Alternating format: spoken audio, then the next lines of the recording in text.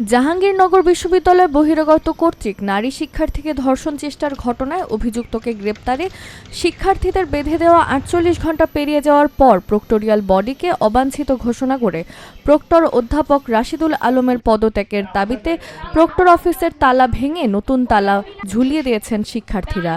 এর আগে শুক্রবার রাত ১:৩০টার দিকে বিশ্ববিদ্যালয়ের টারজান চত্বর থেকে একটি বিক্ষোভ মিছিল বের করেন তারা।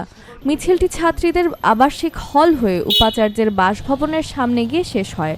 পরে সেখানে অবস্থান নিয়ে শিক্ষার্থীরা ক্যাম্পাসে নিরাপত্তা নিশ্চিতে ব্যর্থ হওয়া প্রক্টর অধ্যাপক রাশিদুল আলম সহ পুরো প্রক্টোরিয়াল বডির পদত্যাগের জোর দাবি জানান।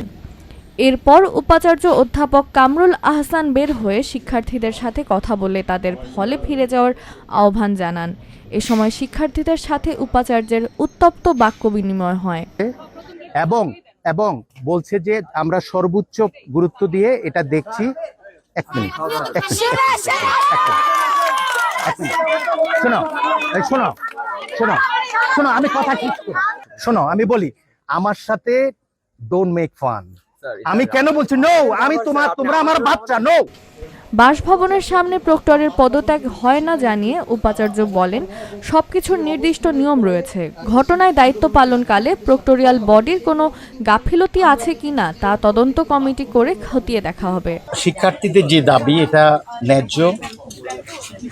আমরা মামলা করেছি দুষ্কৃতিকারী তাকে গ্রেফতার করার জন্য এবং শাস্তি প্রদানের জন্য। ৪৮ ঘন্টার একটা আলটিমেটাম ছিল, এটা শেষ হয়ে গেছে। আমরা পুলিশের সঙ্গে কথা বলেছি, তারা চেষ্টা অব্যাহত রেখেছে। আমরা যেটা বললাম যে বিশ্ববিদ্যালয়ের পক্ষ থেকে যদি কোনো ব্যবস্থা নিতে হয় তাহলে অভিযোগ যেটা করা হয়েছে, যাদের বিরুদ্ধে অভিযোগ করা হয়েছে তাদেরও বক্তব্য জানতে হবে যে অবহেলাটা কোথায় হয়েছে। সেই জন্য একটা প্রক্রিয়া আছে, তদন্ত কমিটি করে আমরা দোষীকে আসলে চিহ্নিত করব। এই সময়টা আমি চেয়েছি।